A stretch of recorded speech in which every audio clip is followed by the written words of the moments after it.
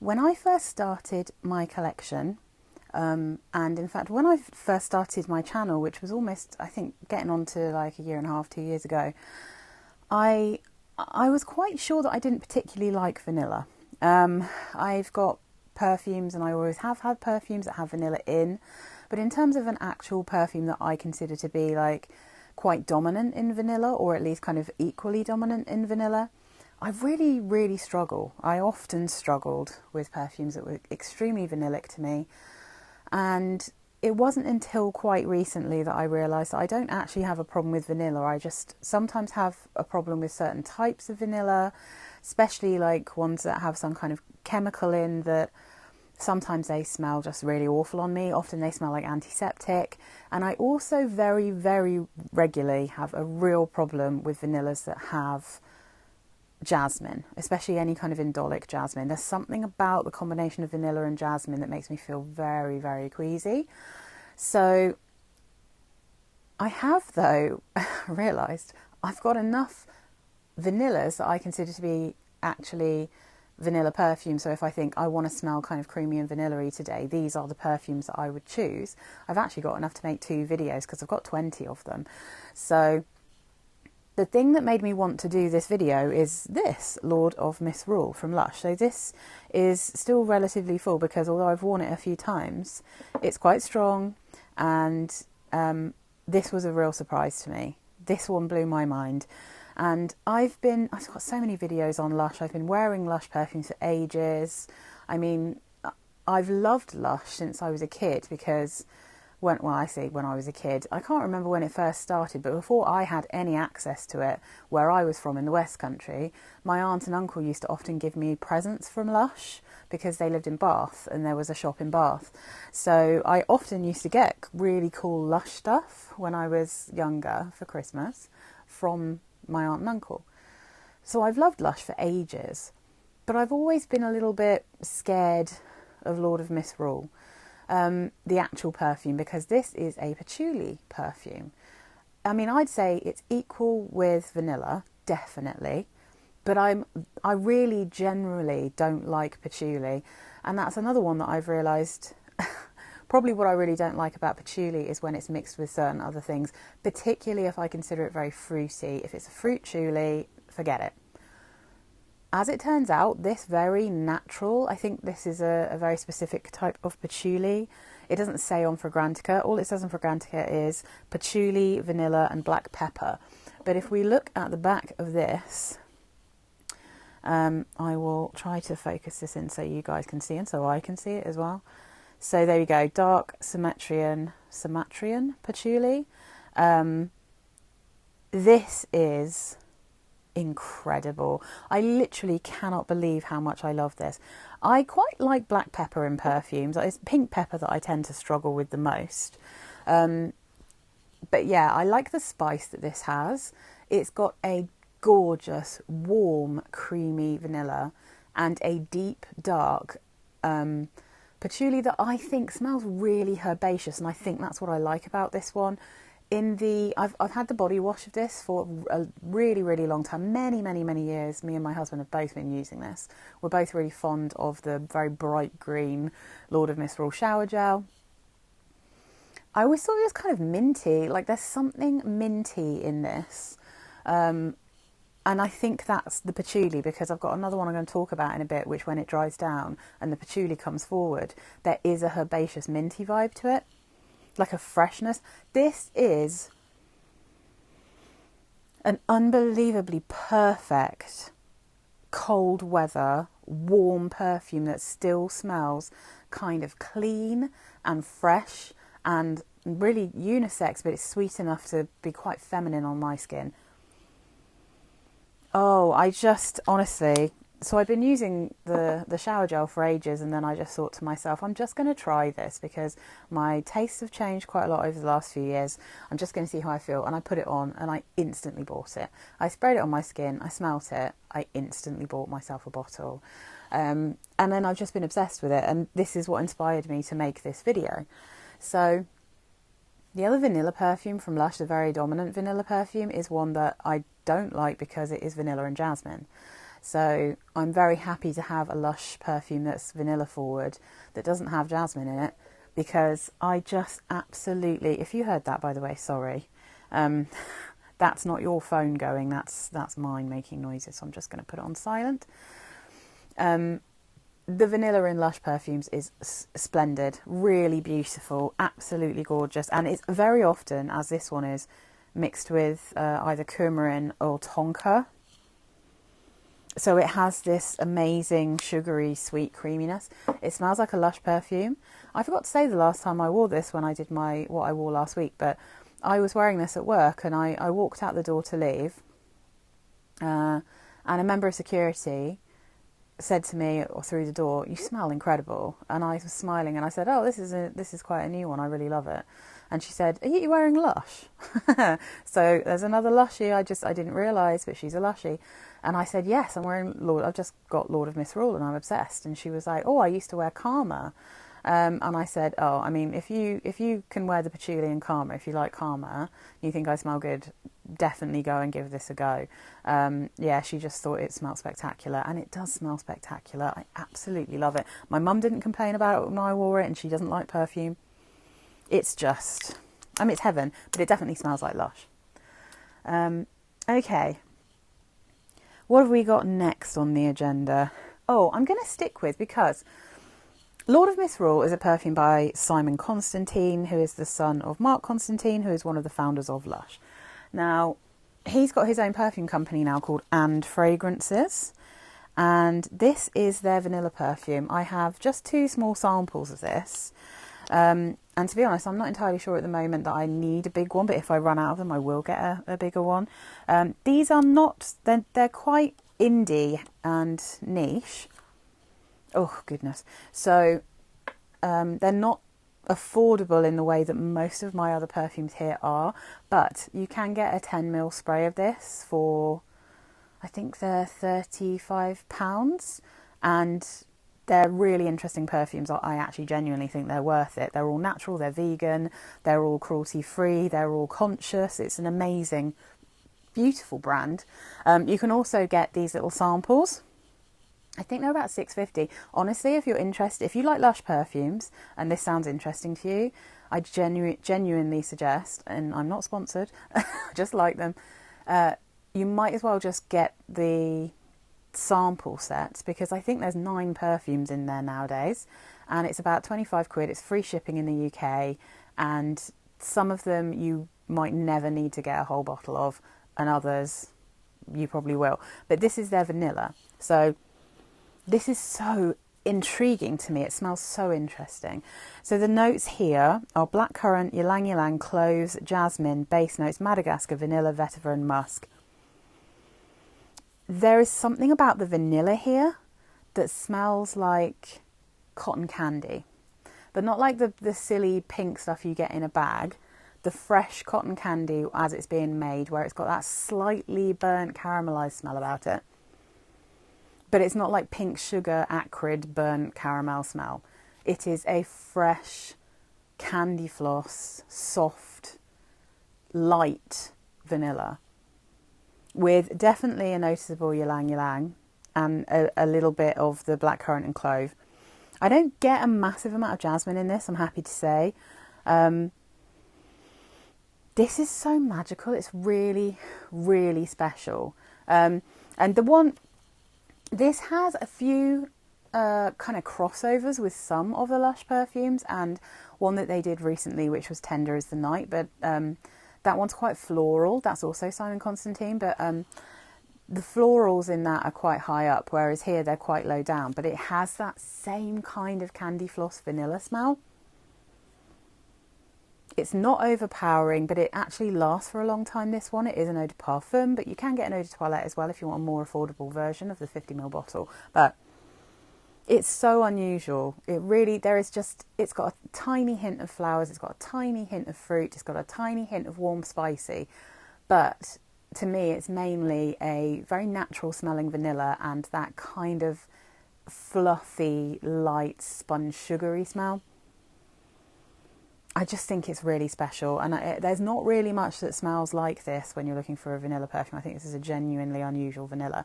So I'll see if I get through my 2 samples that I've got of this, then I will consider getting myself a 10ml, because it's just really unusual and super pretty.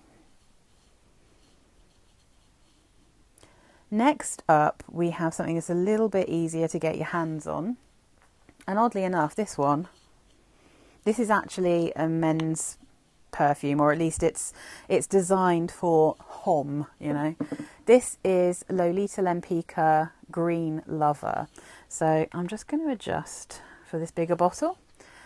Green Lover, firstly, I mean, can I be honest? I did try a sample of this, but I knew I wanted it because I knew I wanted this bottle. I love this bottle. I actually have the don't tell him, he probably won't see this particular one. I can't imagine he doesn't always watch my videos, but I have my husband the original Lolita Lempicka Homme, because I had a sample of that. I gave it to him and he really liked it. I think he really likes kind of licorice aniseedy things in perfumes. This one, you can definitely wear this in summer. You could call this a summer vanilla, but weirdly, I prefer this in colder weather. Not because it's heavy, there's something about it, almost feels slightly Christmassy to me, because it has these kind of bitter notes in it, and a kind of, I'm just trying to think how to explain it. I think I've said in the past there's a kind of slight, it smells like gin and tonic. It smells like gin and tonic. It smells like the tannings from tonic and the perfumey, floral, alcohol-y smell from gin, and then vanilla, and a creamy custardy vanilla that it is. The actual notes are green pepper and mandarin in the top. Green mandarin and pepper, I should say, in the top.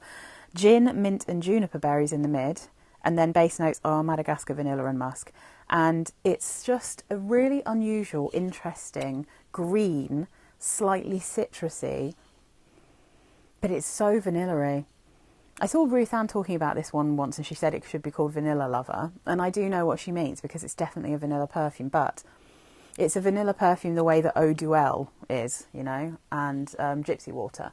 It's got that really nice vanilla in it, but there's so many other things going on. And for me, I never ever lose that kind of gin and tonic smell. I never lose the juniper. I never lose those other notes. It's always there. And I just think this one's so good, and I think it's super, super unisex. Some men would definitely find this too feminine because it is so vanillic. And then I think some women would find it too masculine because it's got so many of those kind of bitter green notes. It's almost got a piney, resinous vibe to it, if you see what I mean, because of those bitter tannings.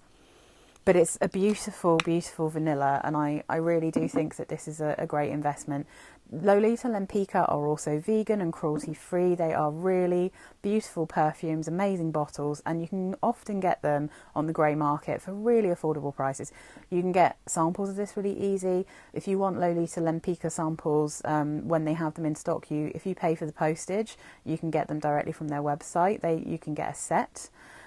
So that's why I ended up with the Homme version of the original Lolita Lempicka.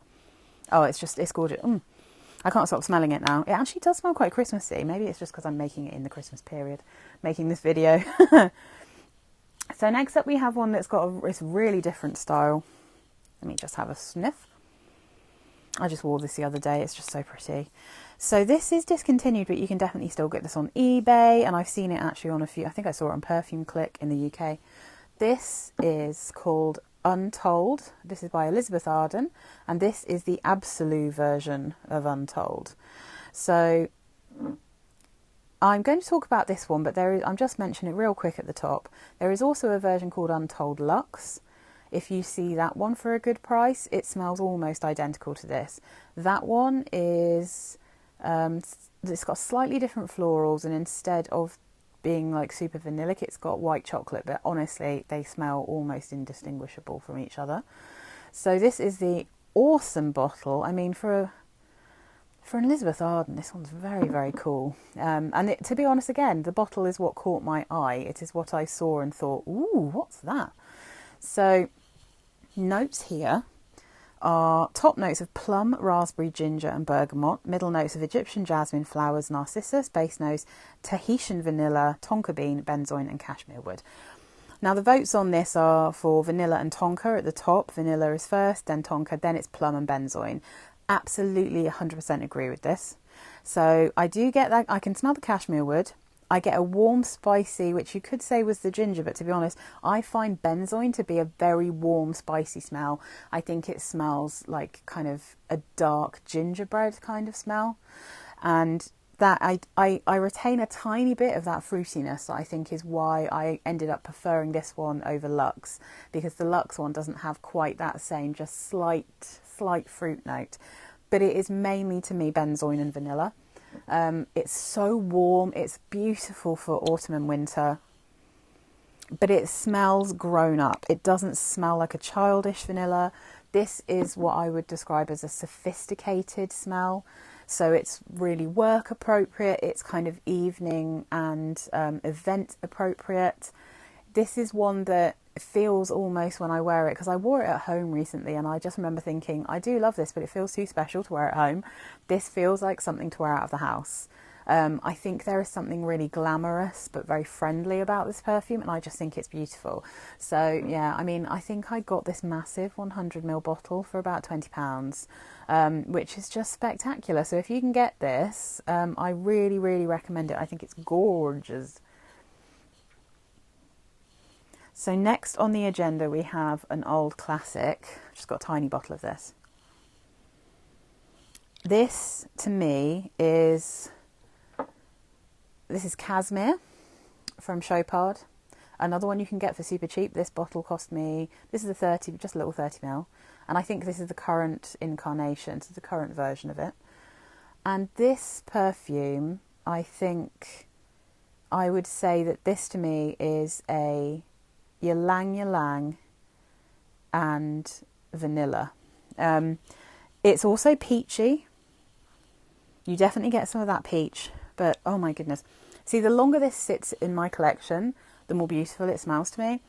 But I think that's also because I got this in hot weather, and in hot weather there's definitely, I think the kind of that weird plasticky vibe you sometimes get from something like ylang ylang was really strong in this when I first got it.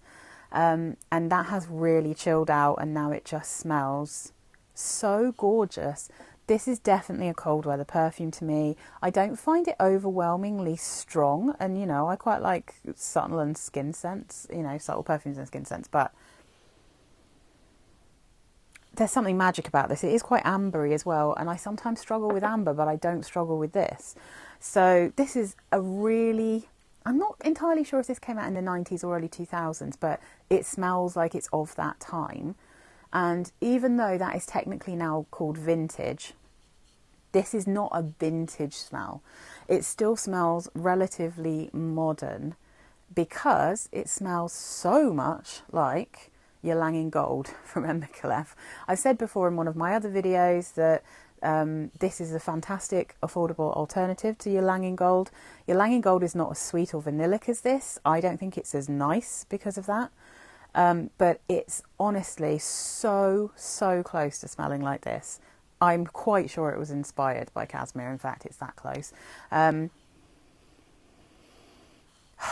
This is absolute magic in cold weather. It really is. So some people describe it as gourmand, but I feel like it does have quite a gourmand vanilla in it, but I feel like there's so many other notes in here that that don't come across as gourmand, that it just kind of smells like a sweet, creamy vanilla perfume with like some interesting facets, some unusual vibes. So this doesn't even specifically mention ylang ylang, but this is absolutely a ylang ylang perfume. If you've ever smelled a ylang ylang perfume, you'll know what that smells like, and Casmir is a ylang ylang perfume. So you've got vanilla, oh actually I'm just reading it out according to votes. The top notes are peach, coconut, mango, bergamot and fruits. Middle notes geranium, jasmine, floral notes and lily of the valley. I mean, it says floral notes, that's definitely ylang. Base notes vanilla, amber, sandalwood, musk, patchouli and woodsy notes. So this is the one where in the dry down the patchouli in it comes through a little bit more, and I perceive it as coming across as almost slightly minty. This has a slightly powdery facet to it, which I think is the coconut and the sandalwood. Oh, oh, I'm clearly in the mood for this today, because that smells incredible to my nose right now. The votes, by a mile, the vanilla is up the top, and then it's followed by the peach, the amber, the sandalwood, and then it kind of jumps down to the coconut, the mango, and the musk. So I do consider this to be one of my vanilla perfumes, but I don't think it's like, I would have probably the peach, amber, sandalwood. I would have those kind of equal with the vanilla here, because I do think it's got a lovely creamy vanillicness. But when I do part 2, you'll see like the sister perfume to this I have, which I think is more of a vanilla. This one is a bit more fruity, it's a bit more jammy. It's almost like an apricot jam. Oh, with a real big slug of custard or something. People talk about this as smelling a bit like a kind of fruity cake, with like a vanilla cake with some kind of peachy jam or something. I'm not sure this one's too cakey. I think it smells too perfumey, but I kind of see what they mean to a certain extent. It's got a kind of another one that's got a warmer, spicy vibe to it. It's just very pretty, and it's such a good price. And I love this bottle. I've heard people being a bit funny about this bottle. It's another one that I actually genuinely wanted in my collection, and now that I like it enough, I kind of regret not getting a bigger one, but you know, it'll take me a while to get through because it's quite strong. You don't need to use a huge amount of it. Beautiful, absolutely lovely. So another one that I've sung the praises of this quite a lot, and my friend really loves it when I wear this. I always get complimented on this perfume. This is quite unusual, but I do think it's beautiful. So this is Obsession Night, and I love see, I thought the bottle was blue, and I think is slightly blue, but I think the liquid inside is blue as well. So cool. So Obsession Night is a comfy jumper kind of perfume. It's not a kind of, it's date night, but it's a date night where you're not going anywhere. It's a Netflix and chill date night kind of smell. Because it's cozy and comforting, but it's not like bombshelly. It's not kind of, you're not talking like Lover Dose or something like that now. You're not talking Black Opium. You're talking about something that is creamy and comforting, a bit floral, slightly fruity, but has a real, I think there's actually cashmere wood. Yes, there is cashmere wood in here. And the cashmere wood is a totally non-pencil shaving-y kind of cashmere wood, which is always really good in my book.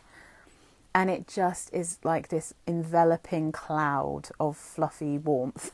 Other people can definitely smell it, but it's not a beast at all. It's gentle, it's soft.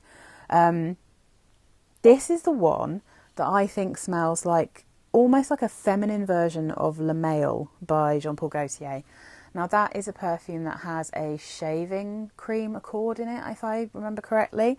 I think that's deliberate. I don't think I'm saying that just because people have said that. I think it was actually a deliberate choice, because that's obviously quite a male scent.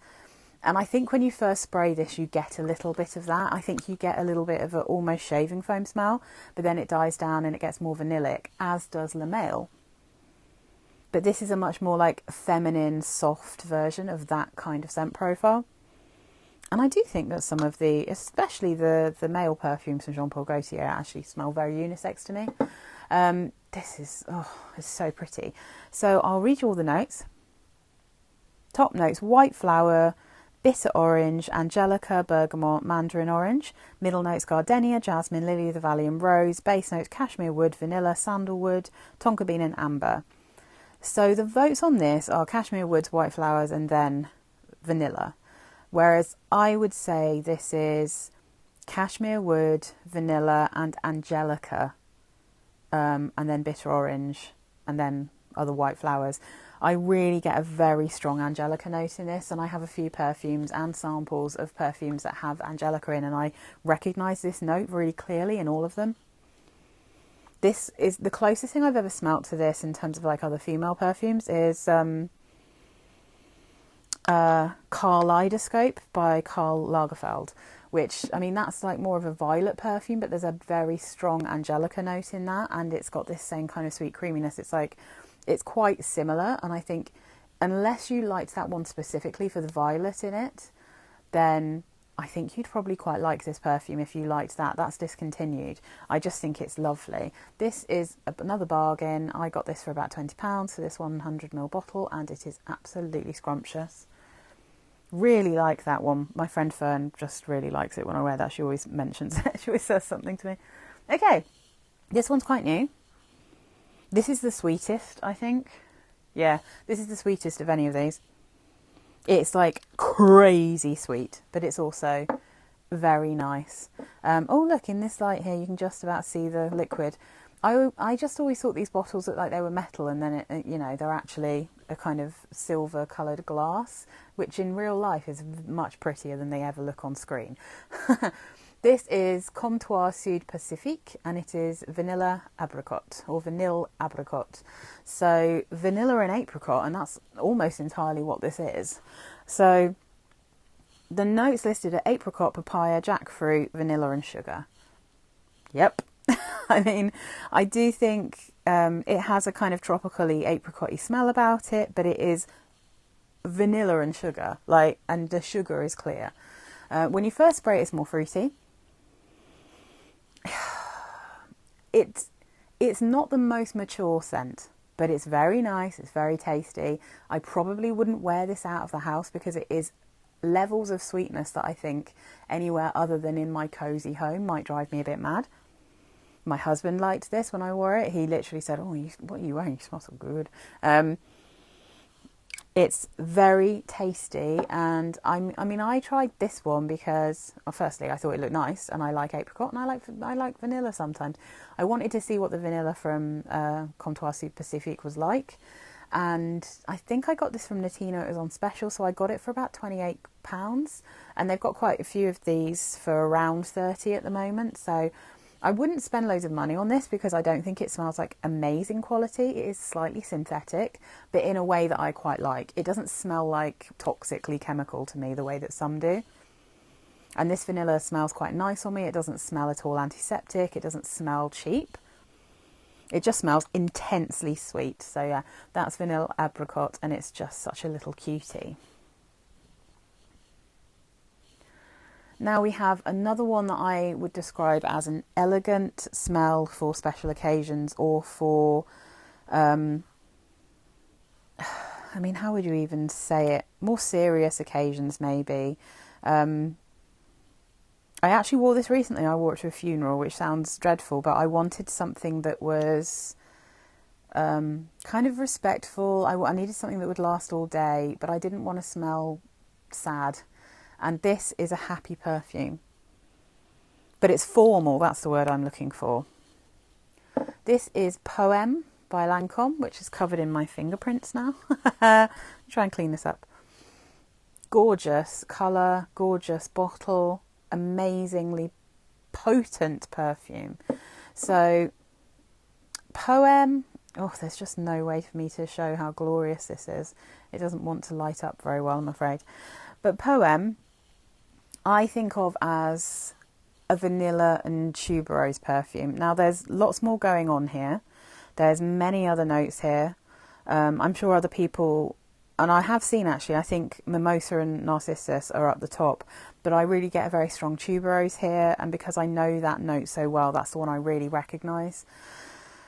It smells honeyed, but it has this dry down that kind of smells like a really intense vanilla custard.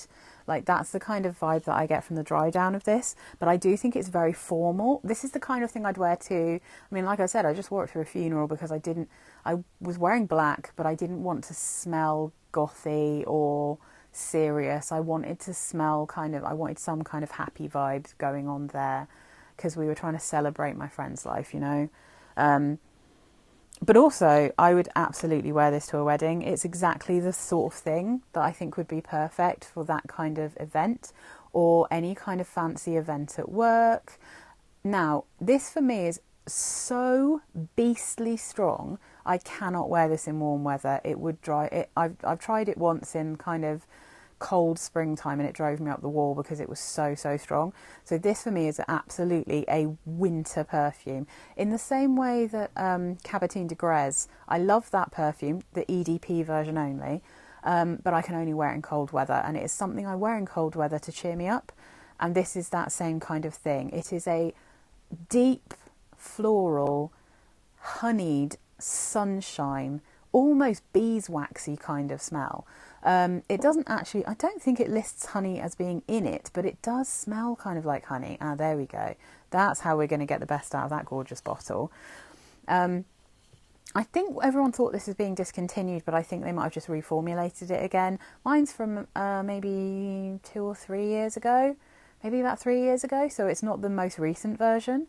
But also, if you like Prada La Femme, I feel like this is a less soapy and almost slightly more vanillic gourmand leaning version of that perfume.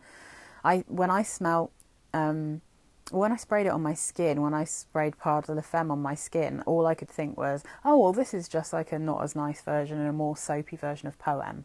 So it's that kind of smell, and that is a beeswax and tuberose perfume, you know, and a kind of boss lady one. And I think this is the same, but I think it's kind of it's slightly less boss lady and slightly more happy. So the actual notes, when I actually stop talking: Narcissus Datura, peach plum, Himalayan poppy, mandarin orange, blackcurrant, bergamot and green notes.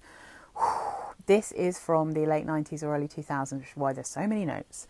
Middle notes: mimosa, vanilla flower, tuberose, ylang ylang, orange blossom, jasmine, freesia, heliotrope, rose, leather. Base notes: vanilla, orange blossom, amber, tonka bean, musk and cedar. One of the things I will say about this, as long as you like mimosa and tuberose, if you like, I mean, there's definitely a similarity here. If you like Libre, especially the Intense or the Le Parfum version, you might really like Poeme, because it has that same thick, bright, kind of happy but interesting, sweet, syrupy vibe about it. It's, yeah, I mean, I've never really thought about that before, but smelling it then, it made me think of Libre. Yeah, I mean, I think there is a bit of orange blossom going on here.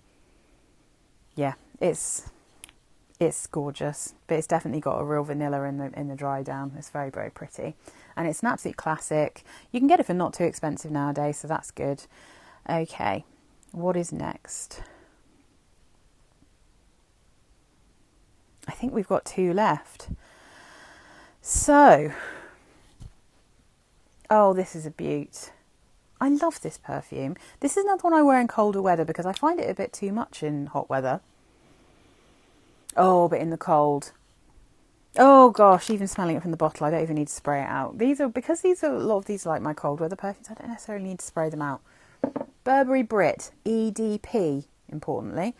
So the EDT, there's more lime. There's, I think, lemongrass in that makes it more herbal, slightly more masculine. I think the wood's stronger in it, but the deep dry down smells quite a lot like this EDP, which is why I got rid of that one. I don't need it because the bit I liked about it was the dry down, because that then smelled like the EDP, and I already have the EDP. This is almond vanilla. Oh my goodness. Almond, vanilla and pear with a hint of lime. Oh, absolutely glorious, beautiful, delicious perfume. So the notes here are top notes of almond, lime and pear, middle notes of candied almond, sugar and peony, base notes of vanilla, tonka bean, amber and mahogany. Oh my goodness. So in warmer weather, I do get a little bit of the sense of that peony and I get more of the mahogany. That's what it is. So those 2 notes that can be a little bit, I find peony a bit sharp. I find peony quite screechy. And mahogany is obviously quite a deep wood. In cold weather, I don't get much of either of those. I get almost entirely vanilla and a creamy custardy vanilla again, which, as you can probably tell from listening to all these, that's my type of vanilla. That's the vanilla I want. I don't really want to smell like a perfumey vanilla. I want a custardy vanilla. A lovely, beautiful, creamy, sweet almond. A gorgeous, juicy pear. And I do get a bit of lime, but I don't get a massive amount of lime throughout the wear. I feel like that calms down a bit as you're wearing it and it gets creamier. And I think it's because this has tonka in as well. So it's got sugar and tonka. So it just creates this creaminess. Oh, I just love this. So basically, like in the cold weather, my kind of sweet, creamy almond perfume is Burberry Brit EDP. And in warmer weather, I've got Donna Aqua. And I do feel like this is kind of the closest feel for me of wearing Donna Aqua. Donna Aqua is incredibly hard to get hold of. It's extremely expensive now because it's been discontinued, which is madness because it's amazing. But this one, it gives me a very similar feeling when I'm wearing it. It really, really does. It's got a very similar almond. It's got a very similar pear. This one's just deeper. It's just deeper, stronger, way stronger, lasts way longer. But is a really good alternative, I think. But yeah, like I said, this is cold weather for me, but it's gorgeous. That is the Burberry Brit EDP. Oh, one more sniff before I put it away. Oh, it's heaven. Absolute heaven. So I'm going to have to change up for this last one, and I'm going to have to move this because this is tall. This is Tocade by Rochas. I got this one recently and I'm so excited about it. Oh my goodness, am I excited about this. So this is, I've heard people talk about this as a vanilla perfume, but I really don't, when I smelt this, I was like, I would never describe this as just a vanilla perfume. This is a very specific smell to me. Oh my goodness, and I am so excited about it. Look at this ridiculous bottle. It's wonderful though. Look how wonderful that is. It looks like a weird circus top or something. Tocade from Rochas. Oh. Now, I don't think that this is actually just a vanilla perfume. This is, to me, a vanilla and rose perfume. I've heard lots of people say that it's vanillic or it's ambery or it's floral. I have heard one person describe this as a vanilla rose. And when I smelt it, I was like, I can't believe no one has suggested that I try this before because I genuinely think this smells like Turkish Delight. I think this smells like Turkish Delight. It has a powdery facet that reminds me of powdered sugar. It's got a beautiful, sweet rose, almost a kind of waxy, sweet rose that reminds me of Rose Turkish Delight. There's just enough of that kind of not sharp citrus to give that same Turkish Delight, which I'm sure there's lemon in Rose Turkish Delight. Oh my goodness, and then it's got that delicious vanilla, but it's not in any way just a vanilla. Like I said, it's very unusual. If you don't like rose, you might not like it, but I do consider this to be a very jammy rose. It's some kind of magic, this one, and I don't know what I was expecting because I couldn't smell this anywhere. I had to blind buy it. But my goodness, this was a really nice surprise, and I am extremely happy to have this. I haven't done a full day's wear test of this yet. My husband doesn't really like the smell of Turkish Delight, so this might be one that is more of a work thing for me. Because I took it out and I gave it to, well, he thought the bottle was really cool because it looks, I think this might be a mid 90s perfume, but it kind of looks like an 80s bottle. It does look like an early 90s style as well, to be honest, and I was around in those days. This is the current formulation though, which is probably a little bit more easygoing than the old one. People have said there's not a massive difference, but this one isn't as deep, but I think that's probably good because I think the notes that I enjoy in this are probably higher up in this mix than they would have been in the old one. So let's have a look. This is top notes of geranium and bergamot. There's always geranium in rose. I feel like that it's like the dry version of a rose, you know. Middle notes are rose, iris and jasmine. The base notes are vanilla, amber, tonka bean, labdanum and almond. So I think I'm getting that lovely powdered sugar vibe from the almond and the iris, and probably like the tonka and amber helping out there as well, but there is definitely a gorgeous, slightly gourmand, again, not too perfumey vanilla in here, and a very, very strong rose to me. So the votes have the vanilla at the top, followed by the amber, and then the rose and geranium, but I definitely think, for me, this is jammy rose at the top. So I probably would need to bring the bergamot up, because it's not citrusy and it's not sharp, but it has a jamminess that suggests that rose is kind of like a sugared, like, you know, like I say, like a Turkish delight rose.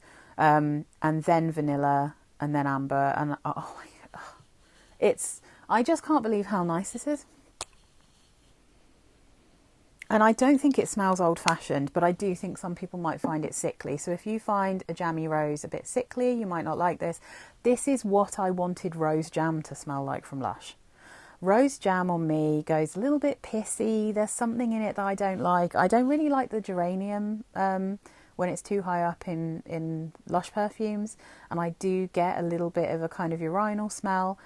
But this is what I wanted that to smell like. This is a jammy vanilla rose with a gorgeous powdered sugar kind of vibe to it. I just think it's fabulous. So I'm really, really excited about this. Oh, absolutely delish. And that is my list for my part 1 of my unusual vanillas. I hope you enjoyed this. I think most of these are quite affordable.